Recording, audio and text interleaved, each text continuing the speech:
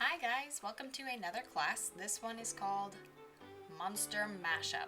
We are going to mash together an appliance in your home with a monster that you come up with out of your imagination. So you're going to need your sketchbook or some scrap paper and a pencil, a canvas, something to cover your surface so you don't get paint on it, a cup of water, your paintbrushes, your palette. A paper plate is fine for that, and your paints and a paper towel or a rag to dry your brush in between washing. Then you're going to go take a picture or sit in front of the appliance that you're going to be using as your inspiration. Just kind of go around the house and pick one out that kind of feels like you could personify it. That means make it look kind of like a character, okay? So I picked my washer. I thought it kind of had a funny mouth-looking door, kind of like a pufferfish. So I was thinking, that might be an interesting monster.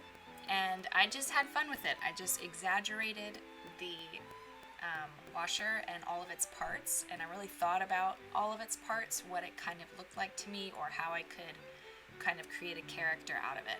So it had really small little peg feet on the washer, and I exaggerated them to make them look like legs. Then I took the plug and the pipes in the back, and I wanted those to be kind of like arms or tentacles coming out.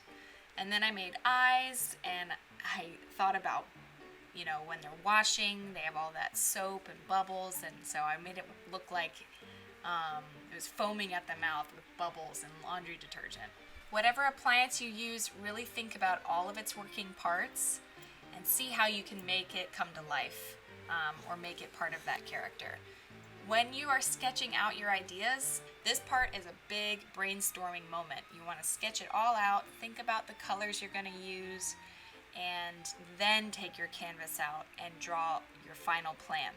So on my canvas, I drew out the same thing basically. I didn't make many changes, and I took out my paints, I scooped them out and put them onto my palette, just the amount of paint that I needed, because I kind of like to save my paints for other projects. So I scooped a little paint out, put it on my canvas, and I decided to start with the background first. It's easier if you do the background first and then paint your character. So I went for a green background that was kind of dark. I wanted it to feel like it was like kind of spooky. And then I worked on all of the puddles and the water using some teal and some white paint. And then I used my black and white to make some grays, and I tried really hard to make it look 3D by using light and shadow, highlights and shadows. So with the paint, I would keep mixing a little bit of light parts there and a little bit of dark parts on the side. And that combination of all those different values will start to make it look kind of 3D. So look at your appliance, see where the shadows are, make sure you paint those shadows in to make it come to life, to make it look very 3D. So then I started mixing some reds and white to make pinks for the mouth and the tongue. You guys can use the paint straight from the container, but I think you should mix colors. Mix lots of little colors. You don't need a lot of paint, just a little bit of paint, and mix here and there and try to see what colors you can come up with.